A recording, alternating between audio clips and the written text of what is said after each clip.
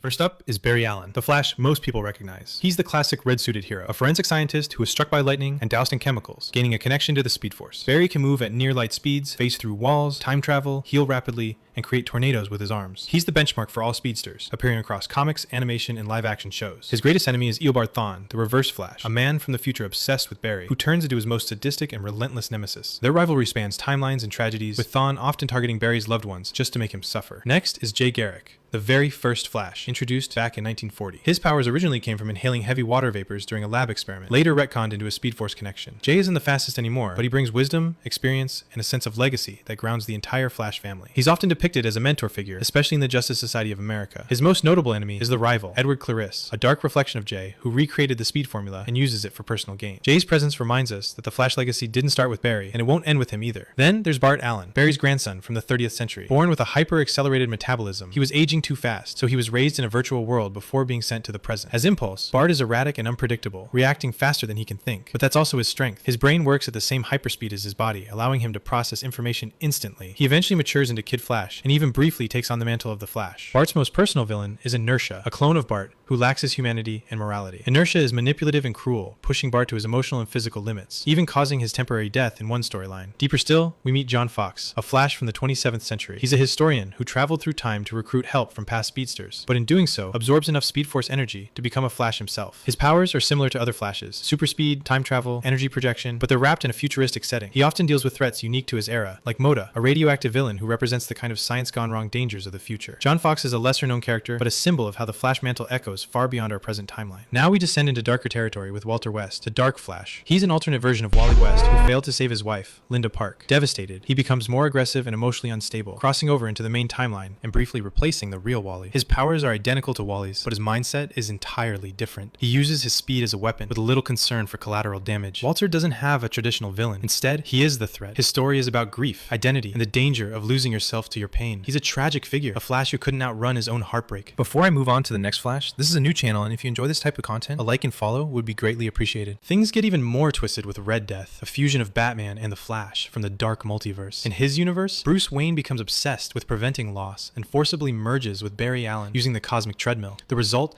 is a version of Batman with Speed Force powers and a fractured mind. Red Death commands devastating Speed Force attacks, creates vortexes to disorient foes, and can traverse dimensions. He doesn't have a single arch nemesis. His enemy is the multiverse itself. As part of the evil Justice League in Dark Knight's metal, Red Death represents what happens when obsession overrides morality. Speed and strategy fused into horror. Even deeper, we encounter the Black Flash. Not a person, but a cosmic force. The Black Flash is death for speedsters. When a runner's time is up, the Black Flash appears to return them to the Speed Force. It looks like a decayed, zombie-like version of the Flash, and can nullify powers, freeze time, and appear instantly. Sometimes, speedsters like Barry or Wally have even temporarily become the Black Flash during major crisis. It doesn't have a specific rival. It is the final chase, the uncatchable truth. For all speedsters, Black Flash is the one thing they can never outrun forever. And at the bottom of the iceberg, we find Wally West, the forgotten Flash who became the greatest. He started as Kid Flash, Barry's sidekick, and when Barry died in Crisis on Infinite Earths, Wally took up the mantle. At first, he struggled, unsure if he could live up to Barry's legacy. But over time, Wally didn't just match Barry, he surpassed him. He developed a deeper connection to the Speed Force than anyone else. He could lend speed, steal it, create constructs out of energy,